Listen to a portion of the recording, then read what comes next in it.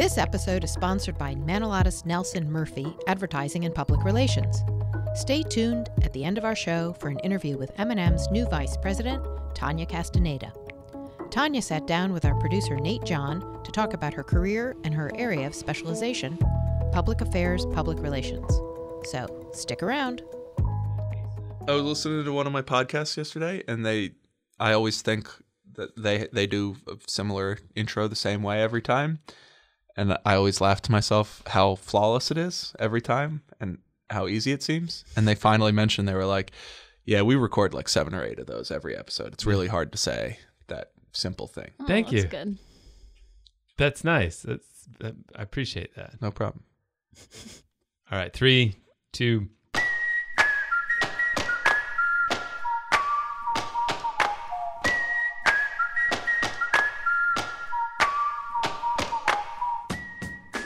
Thanks for joining us on the Voice of San Diego podcast in partnership with News Radio 600 Kogo. I am Scott Lewis, the editor-in-chief at Voice. I'm joined by my friend and assistant editor, Andrew Keatts. Hello. And managing editor and also friend, Sara Libby. What's up? How are you guys? Good. Seems like it.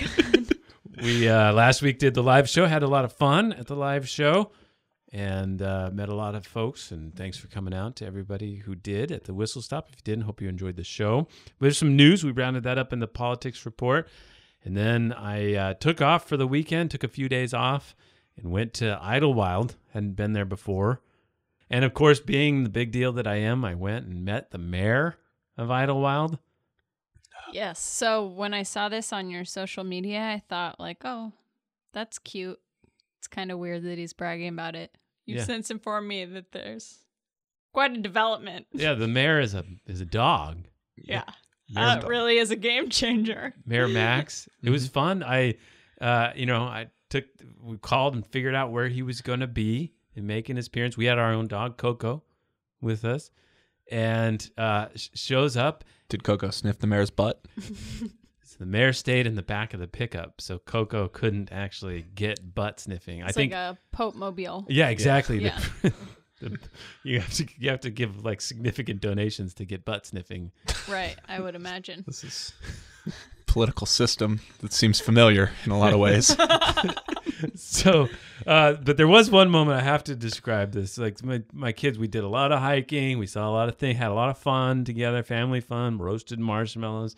And my kids' highlight is this, and it's precisely because of this moment where the lady with Mayor Max says, "Is there any kids there?" And my daughter and son raise their hands, and she goes, out of nowhere, she pulls out little stuffed versions of Mayor Max and hands it at my daughter, and my daughter's face was just this bright bliss. It was bliss. It was pure bliss to see that being handed to her, and she jumped up and down and clutched it, and I was like, Mayor Max, good job. Good job. Is he You've got my vote. a strong mayor? Yes, would you he's say? the executive. Yes. Yeah. Wow, good for him. Yeah. Yeah. I mean, it's clearly like a thing. I guess you met him too, so it's I not did just meet Mayor Max. because I'm a big deal. No, yeah, I think everyone who goes to Idlewild gets to meet Mayor Max. Yeah.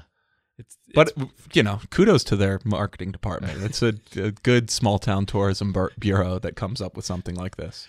So he's a big golden retriever. He's getting a little chubby because of all the ice cream that he gets. Oh. Yeah. Well, he hangs out outside of a candy store, right? Yeah. Yeah. And he's got a little tie. Yeah. So anyway, obviously everywhere I go, the politicians want to meet and get some ideas. Yeah. And Mayor Max got some. Before the show, you said that you would say that, and then you asked us to dunk on you. And I pointed out that it was a request much like suggesting that we would like nickname you Spike or something along those lines. Thanks, Andy. Yeah. I appreciate that. All right, we got a good show. We're going to talk some more about your investigation into Kevin Beiser and that issue. We've got an update on vaccine medical exemptions and our hero and goat of the week. And we are also going to talk about baseball. We, Sarah, Andy and I are going to try to convince you that baseball is cool. Basically, we're going to do a San Diego Padres explained about a few minutes. So what I'm really worried about... Living in my nightmare. You guys going to tell me how great jazz is after this? I was just going to say that my big concern here is that what is going to happen is that I'll stop liking baseball. Just This Sarah, is my plan, actually. Sarah will just be Sarah, and I'll walk away and be like, I guess I don't like baseball Yeah, I anymore. guess we're done with My that. whole life years and is years over. of studying this thing. So you're gonna have Padres 101. Padres Explained. If you want to follow the season, it's opening day this week. Sarah has given us. We have moral license to mansplain. She's agreed to be mansplained to. We're doing this. So yeah. it's okay to mansplain when you're invited to, right? I guess so. Like I said, I'm very concerned that how this is going to go. Okay, so let's talk about the news of the week.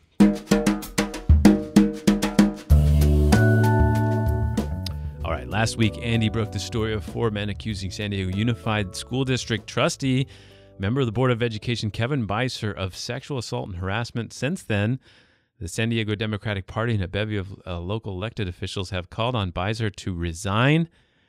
Okay, you had an update Tuesday night, Andy, that multiple activists and Democratic Party officials say they knew since at least December that 1 or more men were prepared to go public with the accusations against Beiser, and that he had meetings and other discussions to try to identify who they were before they went public. What more can you tell us on that? Various people within the party activists, party officials, now party officials, knew about some degree of this. Different folks knew different level of detail. And as Beiser was aware of these accusations percolating around the party, he started huddling with people he presumed to be allies to plan how he would deal with it. That included, one person said he was talking about bringing in a lawyer, another person said he definitely already had a lawyer and that he was already discussing defamation suits against anyone who accused him of anything, and that he was speculating about names, and that he even had requested people to help him reach out to people and find out who might be saying things, and was kind of running his own investigation to figure out who it was and what they were going to say. Now, after you published the investigation, I guess it was Monday at about, or Tuesday at about 5 p.m., right? Yeah, last week, yeah. We got a statement from Kevin Beiser. It was actually texted to my phone, and it said, one of the things it said was, we deny all these things. But then another thing it said was that we were only informed of these accusations within the last 24 hours. And I mean, let's break down that statement for a second. Yeah, so he said we were informed of these allegations less than 24 hours ago. If we were to be exceptionally generous and say that he was specifically talking about the details of these allegations, and that, just because he was aware someone was going to say something, he was not necessarily aware of the details that they were going to inform. Perhaps that's the case. Well, actually, we'll get to that in a second. But it is clear from this reporting that he was aware that people were ready to come forward, and that he had been prepared for it and planning for it for quite a while, since early January, and that he had actually heard about it back in December, back when different party officials had as well. So those people include Will Rodriguez Kennedy, who's now the chair of the party. He was not at that time, but he was already known to be running for it. An activist named Alan Acevedo. Will Rodriguez Kennedy and Alan Acevedo together were part of the group of people who accused Eric Bauman of different types of misconduct back in November. Former chairman of the California Democratic Party. And so they actually, they explained to me that they had been talking to each other after the Bauman situation and said that like they had there, where people had come together as a group and there had been this central organization so that they didn't all have to share that burden individually, that they would want to recreate that here. And so when Will started hearing from people, he directed them to Eva Posner, Eva Posner's the person who planned the first meeting where I learned the 4 stories from the 4 separate accusers. She had already been talking to 2 of them, and so when he heard there was another person, he sent John Doe to her. And so that was all happening behind the scenes, and then roughly around the same time period, Beiser started planning his response. Now, I would add to that we sent him the details of the allegations more than 24 hours before he made that statement. But in the spirit of it, let's not set our clock to it. So one of the things I think I wanted to ask you about, or just talk about a little bit, is just this. Let's just establish, what is the earliest we know for sure that Beiser knew and that other Democratic officials knew that there was a concern about these accusations? December? No, even before December, because as my first story detailed, Jess Durfee, who was one of the people who was invited to the Kevin Beiser's planning attempts to plan a response to this. Jess Durfee had approached one of the accusers as early as July of 2018 and said, "This rumor's going around. I wanted to hear it from you. Is this true?" And the person said, "It is not true." And he said, "Well, if that's the case, then you should tell Kevin that he has nothing to worry about." So we know that at the very least it was out there within those circles, and Kevin and Jess Durfee were aware of it as far back as July. Yeah, it seems like there's a difference between when it comes to both party officials and activists and Kevin Beiser himself. Everybody was aware, it sounds like, that there were rumors that something bad had happened. And whether it involved one person or several people, no one was quite sure. The question, it seems like, is when specific party officials knew about specific accusations. Right. And that seems to have come later. And I mean, Patrick McFarland told Jess Durfee at that time that it was not true, and then texted Kevin, I don't plan to say anything. You have nothing to worry about. Yeah, there seems to be also this sort of effort at weaponization or scandalization of the facts that you lay out, as though there's some sort of like overt or covert conspiracy that is still being untold based on the facts that you've made overt, that are out there. So, for instance, that people within the Democratic Party organized this, sent the accusers to one place, and then organized the first interview that you got with that. That's all been made public. That's not a weird conspiracy to come up. That's what everybody acknowledges happened in the story. And yet some people are twisting that as though like, oh, Democratic Party knew about it, and then they, planned and strategized how to get it out. Yeah, well, there's this question about, people did know. So, for instance, Steve Padilla, Chula Vista councilman, he learned from Patrick McFarland what had happened to him right after it took place in the spring of 2017. So he's known for a long time. But Patrick McFarland told him, I don't want you to tell anyone. This is between you and I. So, what do you do if, I guess somebody could speculate about what you should do.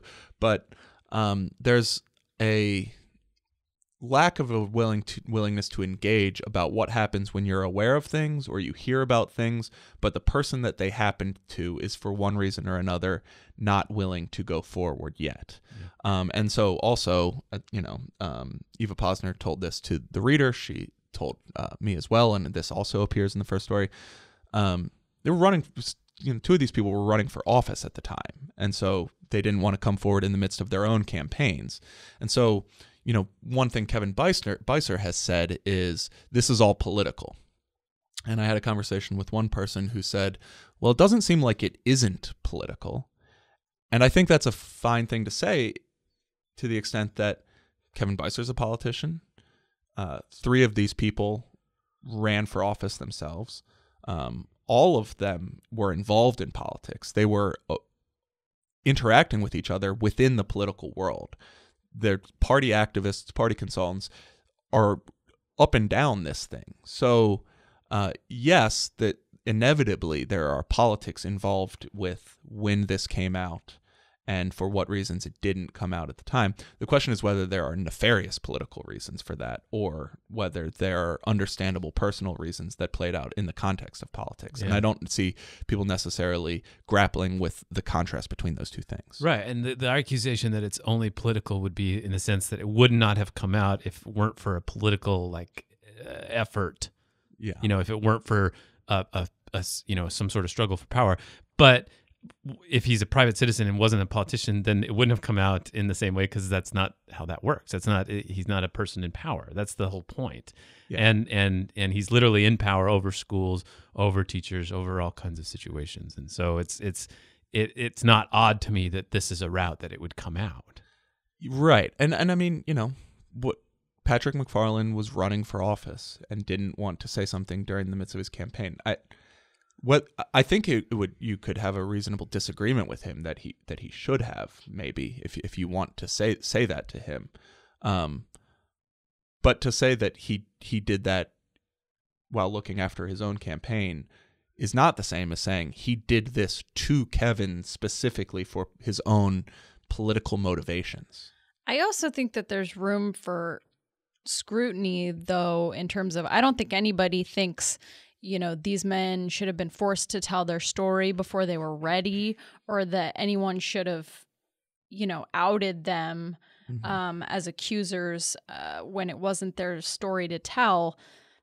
However, I mean, Kevin Beiser did run for office and win election in November 2018. And if people knew, even if they didn't know specific accusations, that there was cause for concern, I think, it's right to turn some scrutiny on the party as far as how much support they gave him, whether they investigated those concerns thoroughly, things like that. And it brings the other point, which is we're talking a lot about process and, these ideas and how it came out and such. We shouldn't forget that the real story is that 4 men have accused a sitting San Diego Unified School Trustees member from some very horrific things, and that's the story, and there hasn't been a single thing said or done to refute what they have said. Right. In fact, quite the opposite. There's just been a lot of corroborating, discussion, and so there's no response yet. And Beiser promised a vigorous, defense and response, and it hasn't come. Yeah. Yeah, I mean, the one thing that has been floating around out there is some sort of scrutiny on the claims made by John Doe. But what is interesting about those is they're scrutinizing the story he lays out in his lawsuit. Yeah. It's not something he's hidden and that they've uncovered inconvenient facts. They're just looking explicitly at what he says happened and saying, that doesn't make sense to me, which I guess they're free to do. Another way to look at it is, it seems like they had a very complicated relationship, and maybe it's not something that is very easy to litigate. All right, well, good work on that. Thank you for the follow-up. Next up, we do have another update from a story we broke last week. There was a South Park doctor, that's literally the name of her practice, who is responsible for about 1/3 of the medical exemptions that had been given out to parents and of students in San Diego Unified School District. You can't attend school without vaccinations, and she had given 1/3 of the exemptions to that requirement that have been issued in the San Diego Unified School District. And this week we got an update about that particular issue where we actually got a shout out. Okay, this is Senator Richard Pan, who represents Sacramento. He's proposing a new law. Unfortunately, a few unethical physicians advertise medical exemptions for cash. These physicians were often not even trained in pediatrics or family medicine and were not providing ongoing care for these children. Instead, they were monetizing their medical license by selling these exemptions. Now, I am grateful for the media for actually investigating and making the public aware of how these unethical physicians were putting our children and the public in danger for a quick buck. Some schools had actually reported medical exemption rates over 20%, when a vaccination rate above 94% was necessary for community immunity. An investigation in San Diego Unified School District showed that the percentage of kindergartners receiving a permanent medical exemption rose 6-fold in only 3 years, with one physician writing nearly 1/3 of the exemptions. And many of these exemptions were not based on professional standard of care. So that's an interesting update. Now, to be clear, the South Park doctor we reported on, we don't know that she was doing some of these things that he listed there about, monetizing her medical license and all that. But that's... Well, she did advertise that, for $180 a visit, she would consider medical exemptions. Right. So what's being proposed here? Yeah, so Richard Pan is the same lawmaker who wrote the original law in 2015 that did away with most personal belief exemptions, and that left only these medical exemptions on the table if you want a child to go to daycare or public school or even private school and not have a vaccination. He's also a pediatrician. So his new law would crack down on this second kind of exemption, the medical exemption, and it would actually take the power to grant these exemptions out of the hands of doctors altogether. So you would have to go to the state's Department of Public Health in order to get an exemption. And the second thing it would do is create a database of the vaccine exemptions and, who gave them out and what they were for.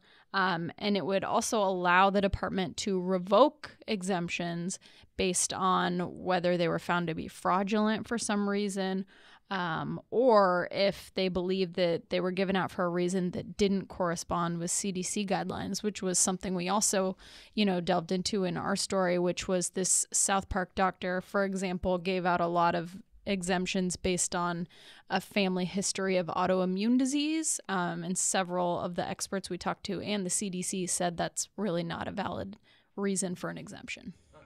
So I'm sure this generated some real thoughtful and good discussion on Facebook. Yeah, already. Yeah. But along with him is Assemblywoman Lorena Gonzalez again. Yeah, so she also was involved in the 2015 fight, which was the most bananas fight I've witnessed in state government. Wow. By the way. So she is signed on as a co-author. She's all in. Talked to her. She said she's ready for another round with vaccine opponents. Rob Schneider and Dharma from Dharma and Greg. Yeah, Jenna Elfman. That's right. Get ready. All right. After the break, we are going to talk about pension reform and more of the development of that. But first, our hero of the week.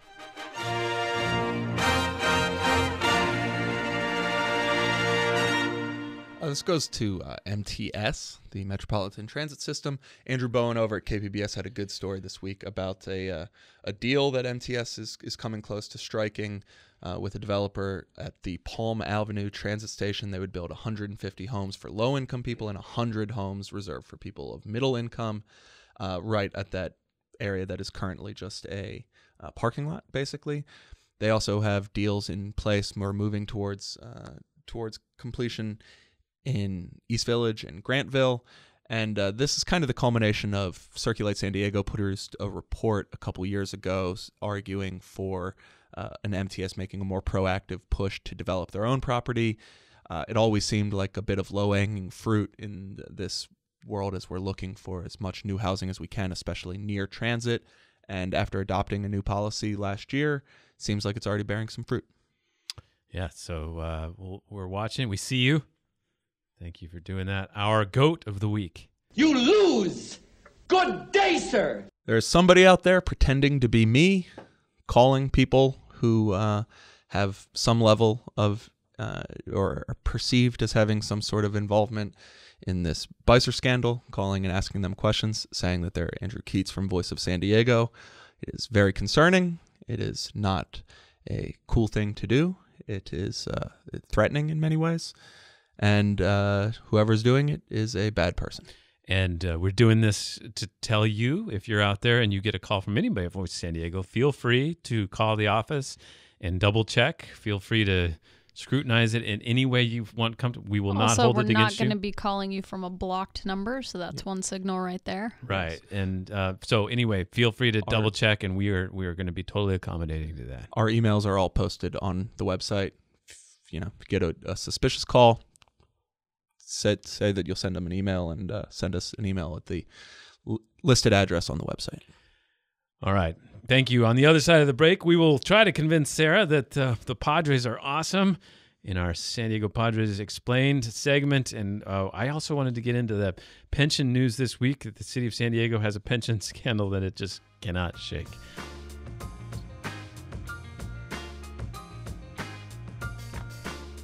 So I really am just passionate about building trust in the institutions that serve us, governments, nonprofits, businesses, and Okay. developments. I really am a believer in good government. I'm a believer in public participation. And so Manilettos Nelson Murphy, Inc. reached out to me with an Hey, Nate John here. That's the voice of Tanya Castaneda.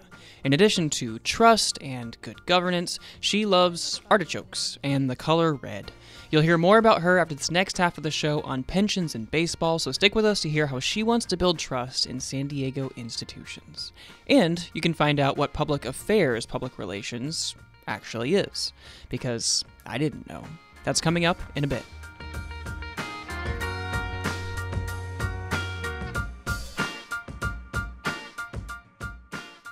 We are back. It wouldn't be a Voices of San Diego podcast if I didn't talk about pensions. On Monday, the California Court of Appeal declined to invalidate Proposition B, the city's legally dubious 2012 pension reform measure, but it confirmed employees must be compensated for lost benefits during that time. So anybody hired after 2012. The state Supreme Court last summer had ruled that former San Diego Mayor Jerry Sanders illegally pushed Prop B onto the ballots. He was the city's labor chief negotiator. He was the city's chief executive. And so, he should have maybe met with them first, was the argument, before he pushed an alternative pension plan reform on the ballot. But courts are weird places, as our Rai Rivard wrote this week, so a measure that illegally became part of the city charter now remains part of the city charter until a court decides that not only did it get there illegally, but that it remains there illegally. And those are two separate legal questions. So I'm going to take the challenge this week to see if we can break down everything that's happening and why it matters, why it doesn't. Because it seems like it may not in many ways that matter, but it may in other ways. Yes. So should we start? We should start. Okay, so here's the deal. The 2012 measure took away pensions for future employees of the city of San Diego into perpetuity, right? Mm-hmm. Except for cops, right? Mm-hmm. Right. And so it says you are going to get, instead of a guaranteed amount of money when you retire, you're going to get whatever you save in this 401k style retirement plan. Got it? Got it. Now, a few years earlier, the city had reformed pensions with city employees and lowered them to a very low level of guaranteed pension into the future. That's an important fact to keep in mind here. Mm-hmm. Okay? Mm-hmm. So this reform happens, and then the unions make the argument that we just described, that the mayor shouldn't have pushed this on the ballot because he was one of the people named and took credit for putting it on the ballot. And he shouldn't have done that if he had not participated, which he had not, in negotiations with the unions first. It's called Meet and Confer. The Miles Milius Brown Act says that if you're going to try to push a change to people's benefits, if they work in public service, you have to meet with them first. Meet and confer. And so the union said that, led by Ann Smith, the labor leader or lawyer for the Municipal Employees Association, she made the argument that we might have made a deal. We might have been able to come to some agreement to put something on the ballot. Or to do some other reform that satisfied your goals. Right. And even if they didn't, it still would have counted, right? Yes. You don't have to come to an agreement. Exactly. You just have to meet. You just have to meet, and you can declare an impasse at that, and then you can do whatever you want, right? And so they went and they put it on the ballot, and she said, "Look, you didn't do that," and so this carries all the way out to the Supreme Court, and the Supreme Court of California says, she's right. You should have met with the union, and therefore this was illegal. Mm-hmm. Now, what that actually means, we aren't sure. So then it goes back down to the lower court, and they say, what should we do about this? And what we learned this week is that the lower court said, well, you should do what the first group that heard this case said, which is the Public Employees Relations Board. Thank you. That they Perb. Perb. Thanks, Sarah. Can we get a drop of that? Can we cut that out? The PERB said the employees and the city should meet and come up with a solution to this. Sorry. Proud of that, aren't you? Good pension content. And the argument was they should be made whole. And the Court of Appeal, just this week, what we learned is they said, yes, that should happen. They should be made whole. But the other thing that the Court of Appeal did or did not do was it did not say because that measure was put on the ballot illegally, the whole thing should be taken out of the city charter. So pensions are still not allowed for city employees who were hired after 2012 because it's in the city charter from this measure that they're not allowed. Unless we start the MEA or somebody else starts a new lawsuit arguing that it should be stricken from the charter. Yeah, it's not exactly a lawsuit. It's a effort called quo warranto, right, which is right. an argument that by what right is this the case, or by what right is that person in charge? And under this situation, it would be by what right is this law still in the city's books? And so it has to go through the California Attorney General and then courts, and then somebody could challenge it again all the way to the Supreme Court if they said we want this taken out of city law. But for now, that's on a separate track. So that's a unto separate itself. issue. Yeah. And so now the city unions and the city have to get together and decide what they should do about this. And here's the complicating factor. Is it would seem like they need to be made whole is the argument at 7% interest. Yeah. So if the decision was that they were $100 million, they got $100 million less than they would have if the pensions hadn't changed at all. Well, then they would compound that times 7 each year to, $150 million that they'd have to somehow disperse to people, right? Yeah. However, that's probably not the situation because all of these 401k accounts have made a lot of money in the market, and in fact, at 9% or 9.6% or whatever that they're putting out and matching every year, they might have more in these 401k accounts than what you would have as a accrued pension benefit by this time. Right, and even if it's not a negative number, maybe it's a small positive number, or it's just not that much money. The question is, and what is that argument here is, what is the value of the certainty of, as an employee, knowing that your pension is guaranteed versus the dollar value of having a riskier 401k that if you happen to retire at a time in a market downturn, you might be in trouble. Right. So I have a question. So the news that happened this week was that the court declined to invalidate Prop B and said, this other, you have to make employees whole, but we're not going to gut it. So why was the reaction of both Barbara Bree and Todd Gloria, who are both running for mayor, that, well, it's clear that Prop B is going to be invalidated? I didn't understand the logic there, and that the reaction to the news to not invalidate it was that it's the writing's on the wall that it will be invalidated. So the Court of Appeal was, remember, they were the ones that held that it was illegal. Right, yes. And so the argument, I guess, is that it's so clear cut that it was illegally put on the ballot that all it is a matter of steps to go through this quo warranto process. Okay, so they're relying on that separate track that right. they think is a sure thing. Right, but okay. Either the city or the proponents of the law, it's pretty clear they could take that all the way to the California Supreme Court. And I'm not as confident as they might be that this is all a done deal. It seems like it's not only not done, could be many years, and it could just not turn out to want to. There's a pretty good argument that the voters overwhelmingly supported this thing, and it just because this mayor wanted to take credit for putting it on the ballot doesn't mean it should be completely stripped out of law. So I don't know that they should be that confident that would happen. On the other hand, you do have the high court now saying that it was illegally put on. And in the meantime, the court has now said that meet and confer process that you did not do back when you were trying to put this on the ballot, now you need to go do it and figure out how you're going to reconcile the money that is needed to the make whole number. And that point you made about the certainty, I think, is the key, in the sense that that is the value of a pension, right? We all have 401ks. Our generation has overwhelmingly 401ks, and that's it's a scary proposition. It's whatever you save. Maybe you save a bunch, maybe you don't. It is one thing to know that, well, for the rest of my life, I will have this amount of money. And I think the question will be, how much is that worth? How much is that certainty worth? And they'll probably make an argument that even though the accounts or the balances are this way, that certainty is worth blank amount of money. You can attach a dollar figure to it somehow. Right. And I think that finally, the last point I would want to make is this is a fundamental argument about employment, right? Because that's what the proponents of the measure said too, is that they don't want the certainty that the city would have to make up any differences that the market doesn't provide. And that's why they wanted to end pensions and guaranteed pensions.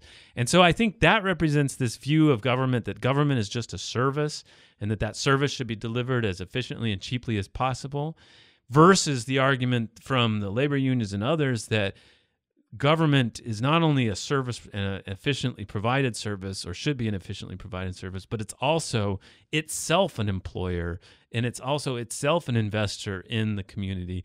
And to that level, it should be held to a very high standard of employment and benefits and other things that can help the whole competitive labor market. So we'll see how that gets resolved. All right.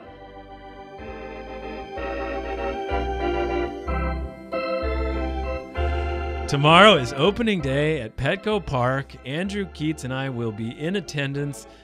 Honestly, I've never been more excited about any sports as a fan as I am about this. And I'm going to try to relate to the public why. And Sara represents the public here. So welcome to Padres Explained 2019. Sara. Yes. You can start. What is your current perception of the San Diego Padres? That they're fine. They're an entity that exists in the same city as me. I want to stipulate a little bit. I am not somebody who's agnostic about sports. No. And I would also like to take this opportunity to once again remind everybody listening that I'm the only member of this podcast who was an NCAA Division I athlete. No, I stipulated. This would only make sense as a conversation topic to the extent that you like all sports and dislike baseball. That's right. Yes. And it was also not all sports. You also just threw shade at Andy. Yeah, because I'm a Division III athlete. Yeah. And me, who was not an athlete. Yeah, of any level. Of any significance. Thanks. No sweat.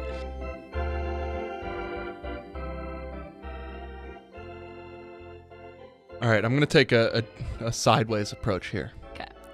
I'm not even going to really talk about baseball very much. Oh, boy. Because I've heard somebody explain what they love about baseball, and even as a baseball lover who loves those things, it just sounds absurd. Like the crack of the bat and the smell of the grass and all that stuff. Peanuts and Cracker Jacks and whatever. So I'm not going to go there. I'm going to make an argument to you as a Portlandia resident. Okay.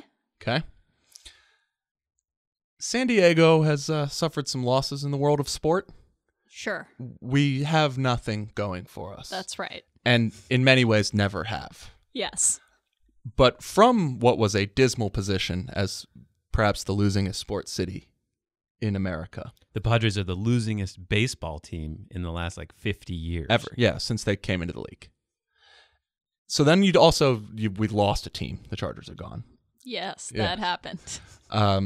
And so I think we have an opportunity to create this interesting relationship that sometimes one sports cities have with that one team. Much the way Portland has with the Portland Trailblazers. Rip City.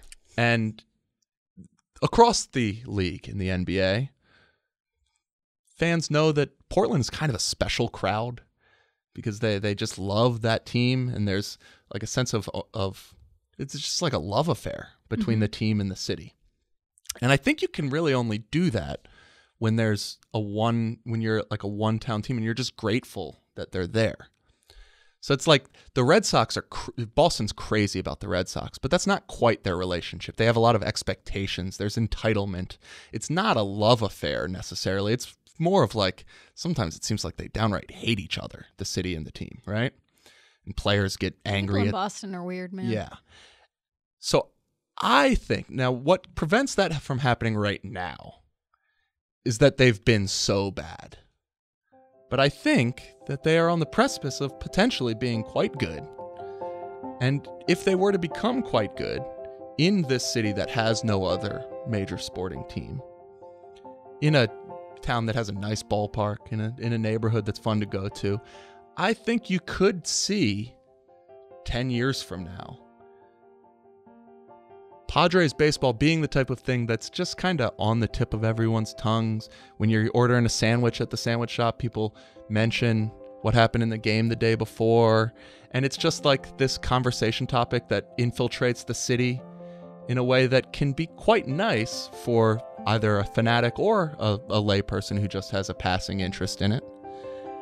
And that it'd be fun to get in on the ground floor of that. And I think that's where we are right now. I think this is the ground floor. That's my argument.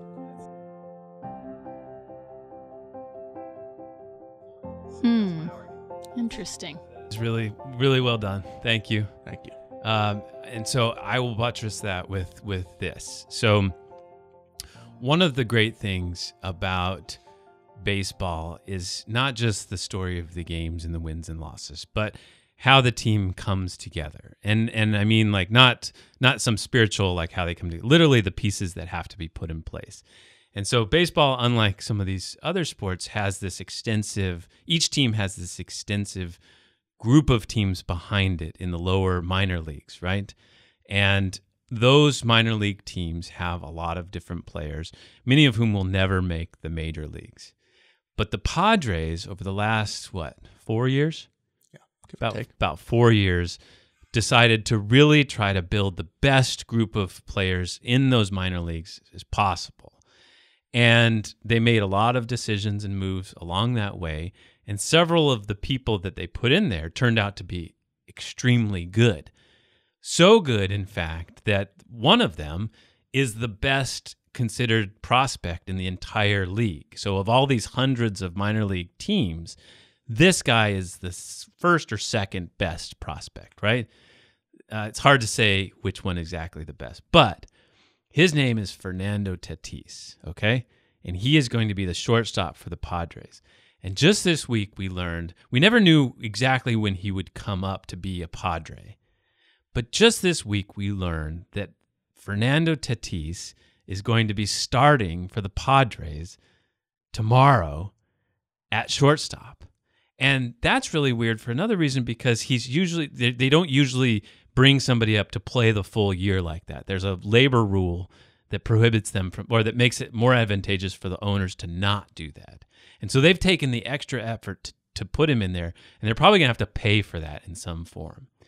So if you add that to the fact that they brought in this international, like, well-known celebrity third baseman, Manny Machado, and a few of these other players, like, there's something really special coming together for this year. Is that a fair summary? Yeah, I think it's a good argument as well. And so basically, we're at this interesting moment where all these young people we've watched for years are now coming up. And then there's this new superstar brought in, and they've made all these moves that seem like, okay, well, this is a special group of people that might be able to, over the next 4 or 5 years, really be dominant. Not just good, but dominant. But even if they're not dominant, we have a chance, like Andy said, to, like, really watch some exciting baseball. Now, what is an exciting baseball? Now, every baseball game has a moment of true excitement. Sometimes it's like 5 moments. And it's hard. It really is to sit there. It's hard to watch a 3-hour game. I understand that. And really, because especially when those exciting moments seem like intermittent, but when they are exciting, when it does happen, it's like, it's just a really special moment. And so how do you, it is a lot of commitment, but if you watch that whole story play out over the year, it's kind of fun to watch. It's like it's reading a novel, kind of. All right, Sarah. I'm very nervous about what you're going to say here. Mm-hmm. Tell us your thoughts on baseball.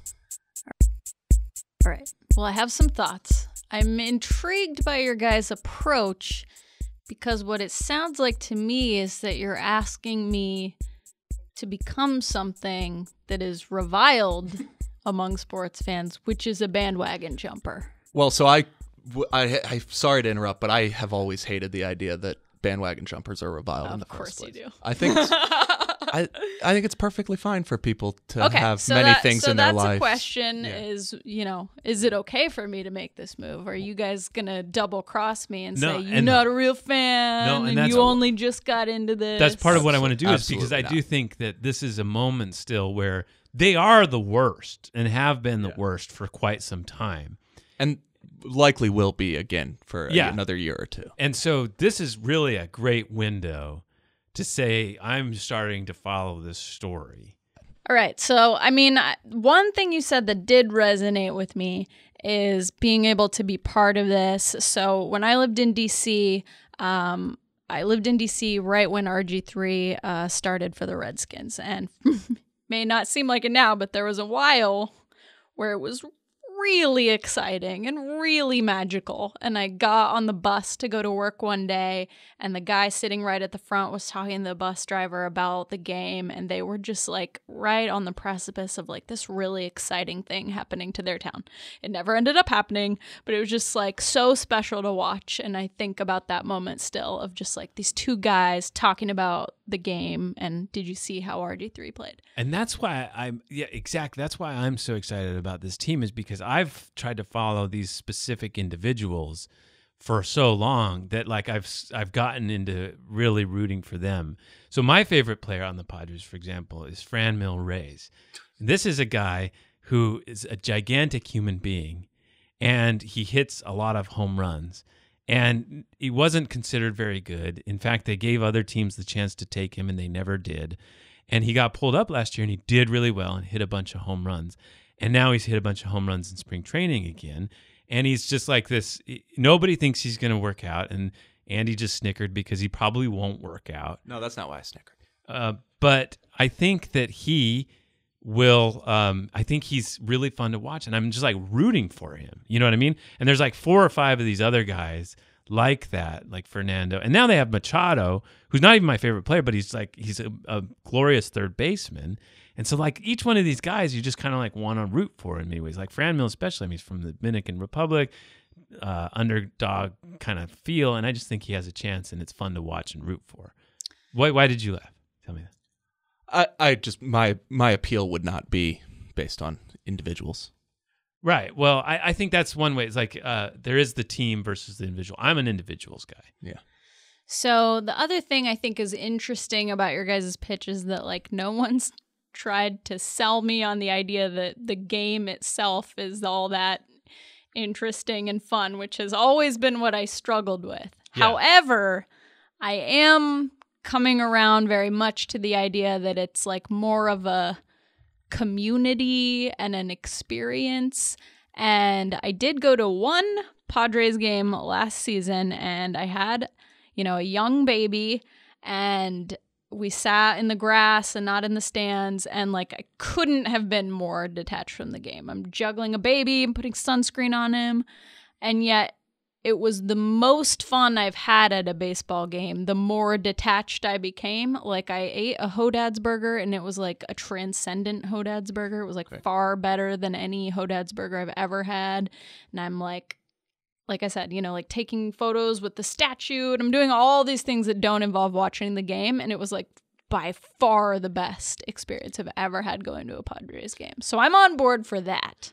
I also just feel like even though you guys didn't sell me on it by saying like, well, I grew up loving it, I do think that if you didn't grow up loving it, it's really hard. It's really hard to get into. I think that's true, but I would add that to the extent that it becomes this thing that's in the fabric of the city, I think it starts to become a snowball rolling downhill. That like people are talking about it, and you check it for 10 minutes at a time to see what the score is, and then you pick up a person that you like a little bit, and so that's an entryway in. I think it can happen, but I think this, to me, the selling point is we're a one-horse town now. You got to pet the horse. Yeah. Let me get a dig in at you guys a little bit. Okay. One good way to have sold me on this would maybe to have been to invite me to your little field trip in the middle of the day instead of leaving me to run the newsroom and not know about this. But, you know. Fair point. Fair point. Yeah, that's fair. I'll take that. I Yeah. thought you were gonna say not talking about the snacks at the stadium. Oh, yeah, I'm sold on the snacks. Yeah, I I'm there figured you for were it. already Yeah, I'll I go. figured that was the part of the Buy thing me I the could- tickets. I could take for granted.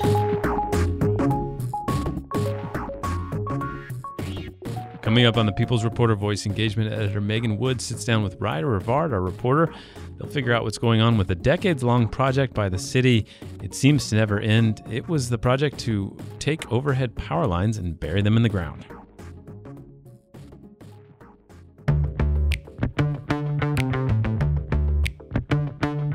Welcome to the People's Reporter, a Voice of San Diego feature that answers your questions. I'm Megan Wood.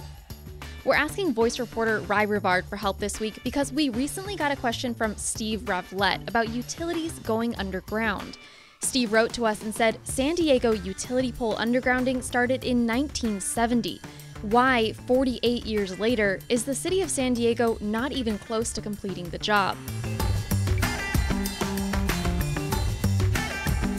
So, Ry, let's take a step back. What is utility undergrounding?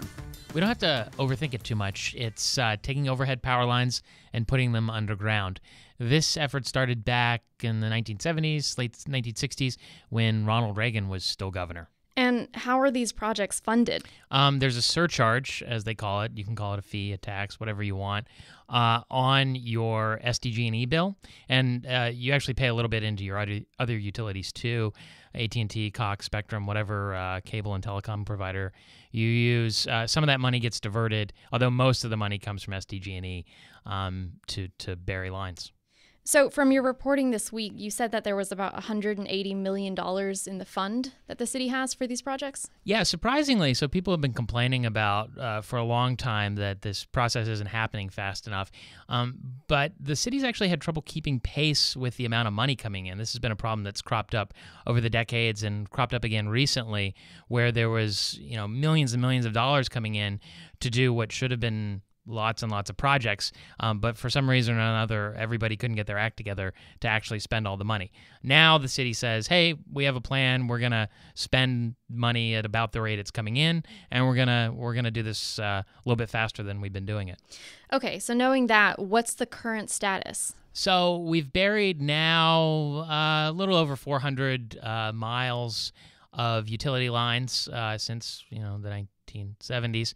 And in the future, we're still going to have to bury over 1,200 miles of lines. So when we got this question, Ry, you seemed really interested. After you did the reporting, was there anything that stood out to you? I was pretty surprised that the issue wasn't always the amount of money, because usually when the city can't do something well, they say, well, it's, we don't have the resources. Well, in this case, they've actually had the resources. They just haven't used it efficiently or expeditiously. There's, some reasons for that, I think. Back in the 80s, there was back and forth with SDG&E about who owed who what. And then more recently, I think the issue has been environmental considerations. This stuff has to get permitted. It has to clear the California Environmental Quality Act, which has been known to slow down projects. But it also requires a lot of coordination because you're going to be tearing up city streets. You're going to be burying not just SDG&E's lines, but telecommunications lines. So there's a lot of coordination that they point to. But I was surprised to find that it wasn't the money that was the main limiting factor. All right, thanks, Ry. Is there something about San Diego you want us to explain? Submit your question at vosd.org/ask. They could be featured in a future episode of this podcast. Again, that's vosd.org/ask.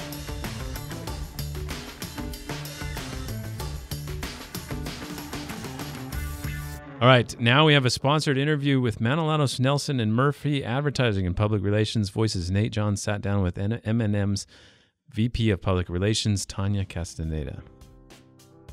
I like red. Favorite food? Artichokes. Really? Favorite movie? Well, I guess it would have to be swimming pool. Favorite place to work? I love working where I'm working now. Where's that? M&M Inc. My name is Tanya Castaneda, and I'm Vice President of Public Relations at Manilatos Nelson Murphy, Inc. And can you tell me a little bit more about yourself, like how you started working there? What were you doing before?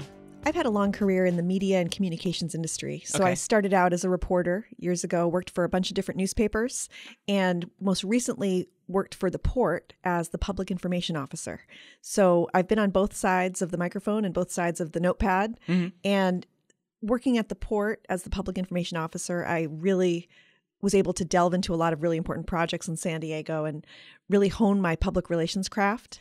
And so I really am just passionate about building trust in the institutions that serve us, governments, nonprofits, businesses, and developments. I really am a believer in good government. I'm a believer in public participation. And so Manilatos Nelson Murphy, Inc. reached out to me with an opportunity. And so I joined as Vice President of Public Relations.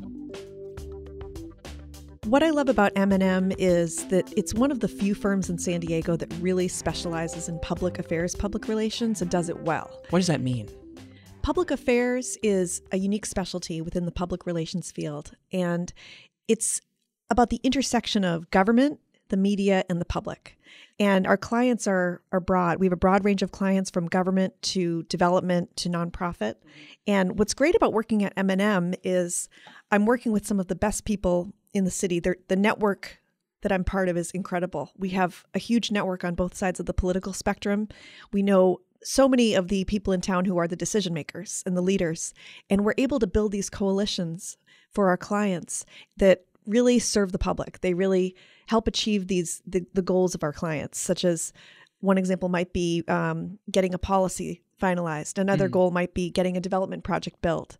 Another goal might be raising the profile of an organization. We might want to help them become more appreciated and more understood by the people here. Of those examples, is there one specifically that you can think of that you're especially proud of recently? One of the things that we work with, in addition to our clients that I mentioned, we actually work with water agencies in 7 different states. So we have a very, very talented team of marketing and advertising professionals, and their specialties range from print collateral to digital and all different kinds of advertising. And I'm really proud of the work they do as well. And at times we work hand in hand, such as when we're doing a campaign. Okay. And how long have you been at M&M now? Been at M&M less than a month. Okay. How is it in the first month? I've been at Voice of San Diego for 2 months now, so still kind of fresh. How is it in the first month?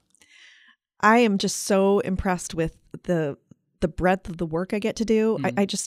I look forward to coming to work each day because we get to serve some of these institutions that are iconic San Diego institutions. The clients we get to work with, we really provide them with excellent service. And I'm able to use my public affairs, public relations skills and experience and network and just have a diversity of experience, which is a lot of fun. So maybe this is an awkward question, but this is about you. So what about you? Like, why are you so good at that? Like, what are the skills that you have that make you really effective at doing that for people or for organizations?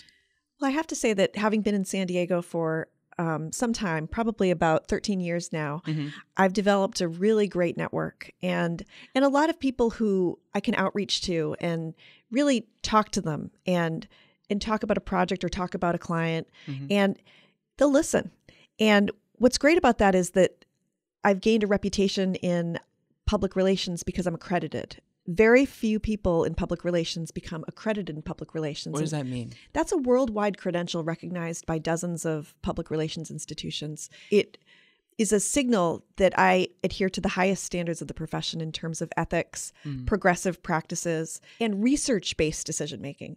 So being able to have those letters after my name really mean a lot. And I've noticed that people really notice it and say, what does that mean? And I'm able to explain to them that when I'm offering public relations, it's not just me saying I'm good with people. Yeah. It's me knowing that I can look at the research. I can work on surveys. I've worked on many research efforts to inform how we're going to tell people about something. Thank you so much for coming into the Voice of San Diego podcast studio. Thank you. If you want to get in touch with Tanya Castaneda and M&M Inc., you can find them at mnmadpr.com. Thanks again to our supporters at M&M for sponsoring this segment. And if you'd like to be featured here, you can write to us at development@voiceofsandiego.org. Thanks for listening to the Voice of San Diego podcast. Andy and I put out a newsletter every week. It's the Politics Report. Please subscribe to that if you want to keep up with us every week. And Sarah has her own newsletter you should check out. It's What We Learned This Week. Get those all at voiceofsandiego.org/newsletter. I'm Scott Lewis, CEO and Editor-in-Chief of Voice of San Diego. Andrew Keatts is our assistant editor. Sara Libby is managing editor. And this show is produced by Nate John. Our multimedia team is Megan Wood and Adriana Heldies. We'll talk to you next week.